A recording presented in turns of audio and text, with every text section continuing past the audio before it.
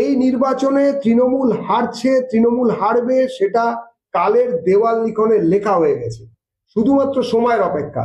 কিন্তু গেলেও বা যেতে যেতেও আমাদের এই প্রশ্নের উত্তর চাই। তার কারণ এইভাবে 7,71,000 কোটি টাকার, লক্ষ কোটি টাকার 7,71,000 কোটি টাকার যে ঋণের বোঝা আজকের তারিখ অব্দি, সেটা যেটা আমাদের উপরে চাপিয়ে দিয়ে গেলেন, সঙ্গে শিল্প অর্থনৈতিক ব্যবস্থা এবং শাসন ব্যবস্থার যে চিরকালীন সর্বনাশ করার চক্রান্ত তৃণমূল কংগ্রেস করে গেলেন। তৃণমূল কংগ্রেস সরকারের না থাকলেও তৃণমূল কংগ্রেসের কাছে পশ্চিমবঙ্গের মানুষ এর উত্তর চাইবেন।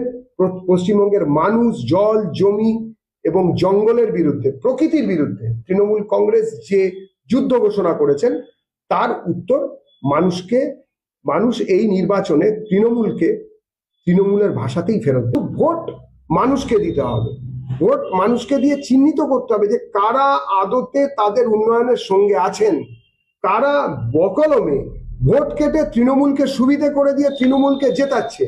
তৃণমূলের যাদেরকে মানুষ তাদের কাছের লোক বলে মনে করেছেন, বা যাদেরকে মনে করেন সৎ, সেই মানুষগুলো কি আদৌ তৃণমূলের এই অত্যাচারের বিরুদ্ধে দাঁড়িয়ে যারা তাদের ভোট দেন তাদের উন্নয়নের জন্য তৃণমূলের বিরোধিতা করতে পারবেন? বা তৃণমূলের থেকেও বা তারা কি জোর গলায় তাদের কথা বলতে পারছেন?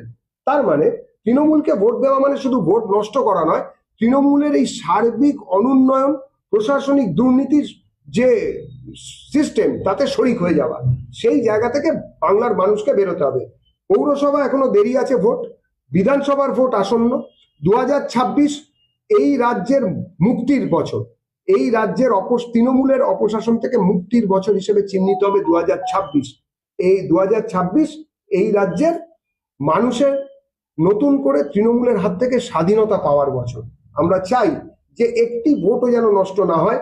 এসআইআর এর পরে যে পরিষ্কার ভোটার লিস্ট আমাদের হাতে আসবে, তাই নিয়ে যেন যে নতুন সরকার তৈরি হবে, সেই সরকার সত্যি সত্যি যেন জনগণের সরকার হয়। পশ্চিম